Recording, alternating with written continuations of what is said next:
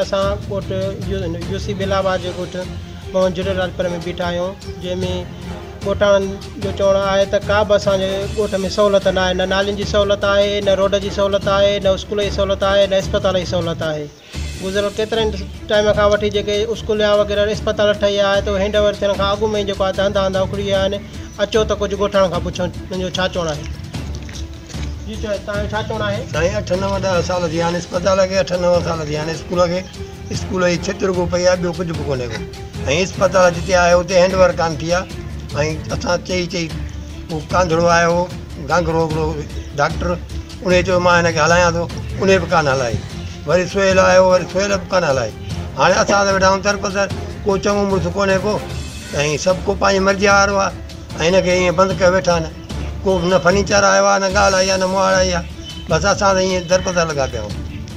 Sir असांजो चवणु आहे त हिते असांजो ॻोठ मोहम्मद झूलेलालपुर जेको यूसी बेलावा में आहे, तक़रीबन 150-200 घर ते मुश्तमिल आहे। आस पास जे इलाइक़ा जेके बि आहिनि उहे बि नंढा नंढा ॻोठ हिन सां गॾु लिंक आहिनि।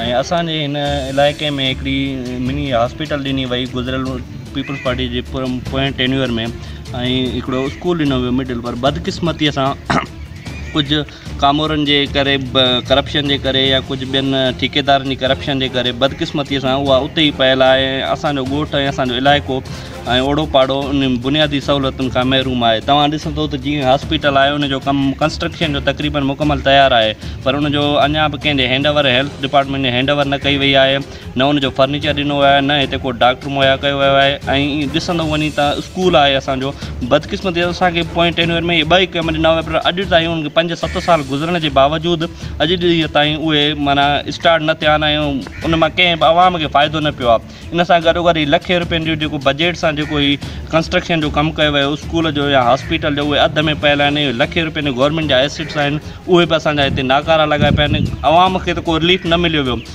इहे मिलियो। उन खां अलावा असांजे पाड़े में घणेई बीमारियूं आहिनि मच्छरनि जे करे, दवाउनि जी खोट आहे। कंहिं बि हॉस्पिटल में असांखे हितां जेकॾहिं बेरिया रोड वञूं या पटीदन वञूं या नौशहर वञूं त 15 किलोमीटर खां 20 किलोमीटर ताईं असांखे इलाइक़े में वेझो का बि हॉस्पिटल न आहे। जे ख़ुदा न ख़ास्ता को हिकिड़ो एक्सीडेंट थी थो वञे या उन जे लाइ हिते का बि फस्ट एड मौजूदु न आहे। ऐं असांजे रोडनि जी हालति एॾी नाकारा आहे कि गुज़िरियल के 20-30 सालनि खां वठी कंहिं बि हिते के सियासी क़यादत या कंहिं कामोरे हिते अची चकर न लॻायो आहे त अहिड़ा रोड उखड़ियल आहिनि।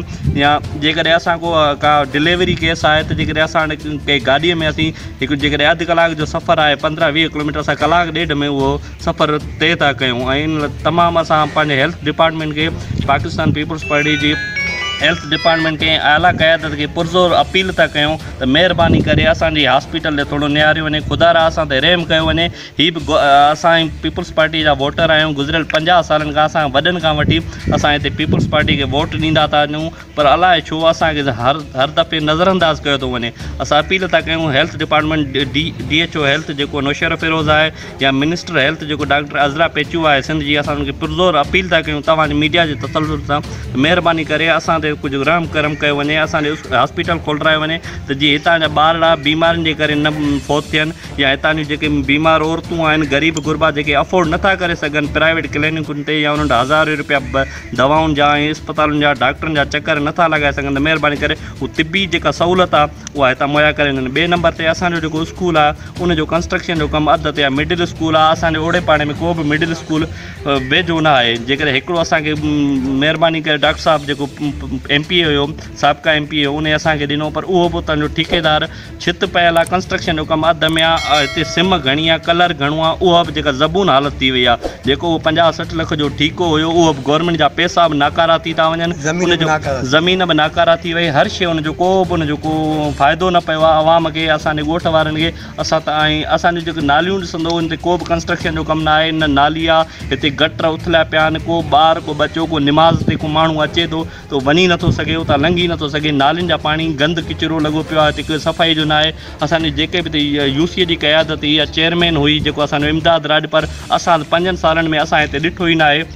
लखे रुपया असांजी बजट आई आहे गुज़िरियल 3 सालनि में। उन जे लाइ को हिते को ख़र्चु न कयो वियो आहे या को हिते का नाली का ठाराई वञी या का घिटीअ में 4 सिरूं ॾिनियूं वयूं हुजनि, कुझु बि न।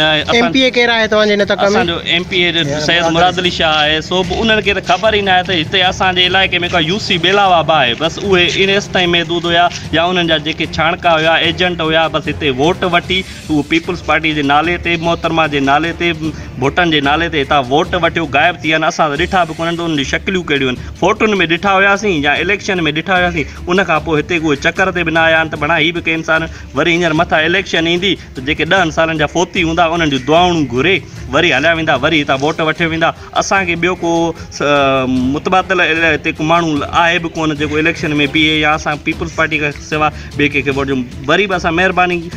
जी साईं, तव्हांजो छा चवणु आहे? असांजो चवणु आहे त हिन स्कूल असांजे ॻोठ में हिकिड़ो स्कूल आहे जंहिंखे काफ़ी टाइम थी वियो आहे, 6-7 साल थी विया आहिनि।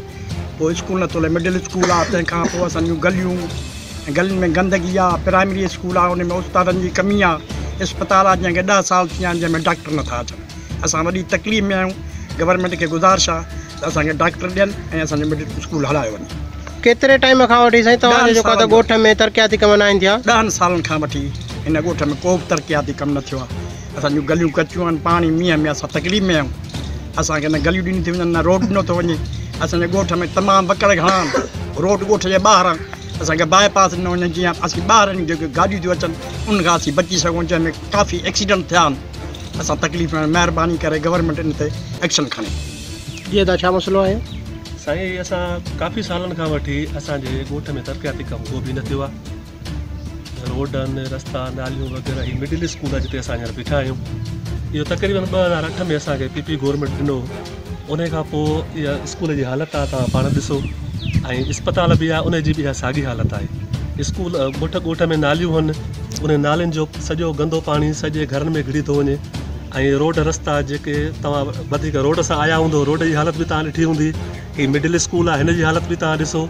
अॻिते हलूं था वरी तव्हांखे असां इस्पताल ॾेखारियूं था, इस्पताल जी हालत बि तव्हां ॾिसो। हिन स्कूल खे घणो टाइम थी वियो आहे? साईं, तक़रीबन 2008 में असांखे पीपी गवर्नमेंट ॾिनो ही स्कूल। 2008 खां पोइ जेको ही बसि कमु थियो आहे, उन खां पोइ ख़बर न आहे त पैसा आहिनि न आहिनि, को बि कमु न थियो आहे हिन जो वधीक। जी भाउ, तव्हांजो छा चवणु आहे? सर, असांजो बि इहो ई चवणु आहे त ही 2008 खां वठी असांखे बिल्डिंग मिली आहे।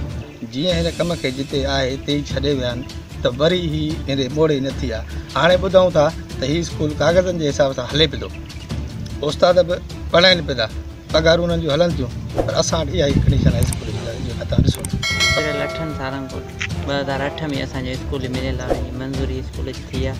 उन खां पोइ स्कूल में को बि तरक़ियाती कमु असांजे ॻोठ में न थियो आहे। स्कूल जो कमु हिते ई रहियो पियो आहे। नोटिस अची असांजो स्कूल मंज़ूर थियो।